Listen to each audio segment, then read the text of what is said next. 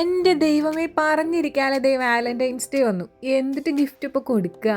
നിങ്ങൾ ആലോചിച്ച് കഷ്ടപ്പെടണം കേട്ടോ. ഞാൻ എന്തായാലും എന്റെ വക ഒരു ഗിഫ്റ്റ് ഐഡിയ പറഞ്ഞു തന്നേക്കാം. ഐഫോണും ഡയമണ്ട് റിംഗും ഒന്നും കൊടുക്കാൻ പറ്റാതെ നമ്മളിപ്പോഴുള്ള പാവപ്പെട്ടവർക്ക് വേണ്ടേ എന്തെങ്കിലുമൊക്കെ ഒരു ഗിഫ്റ്റ് ഐഡിയ. എന്നാ പിന്നെ തുടങ്ങിക്കോ. ഇനി അധികം സമയമില്ലെന്നേ, ഒരാഴ്ചയല്ലേ ഉള്ളൂ.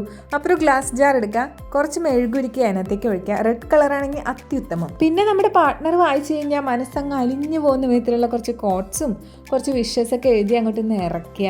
ദൈവത്തിന് ഒട്ട് നിങ്ങൾ ഈ ഗൂഗിളിൽ നിന്ന് തപ്പി പിടിച്ചുകൊണ്ട് വരുന്ന കോട്ട്സിനൊന്നും എഴുതി കൊടുക്കല്ലേ. അതായത് നിങ്ങളും നിങ്ങളുടെ പാർട്ട്ണറിന്റെ ഇടയിൽ ഉണ്ടാവുന്ന വളരെ വളരെ സീക്രട്ട് ആയിട്ടുള്ള കുറച്ച് കാര്യങ്ങളൊക്കെ ഉൾപ്പെടുത്തിക്കൊണ്ട് ആൾക്ക് വായിക്കുമ്പോൾ തന്നെ കണ്ണിനും മനസ്സിനൊക്കെ കുളിർമ കിട്ടുന്ന എന്തെങ്കിലും കാര്യങ്ങൾ ഇപ്പം മലയാളത്തിലായാലും വേണ്ടില്ലെന്നേ, ആൾക്ക് മനസ്സിലായാൽ മതി. ഇത്രയൊക്കെ ആയി കഴിയുമ്പോൾ നിങ്ങൾക്ക് തോന്നാണ് ഇത്തിരി പൈങ്കിളിയായി പോയോന്ന്.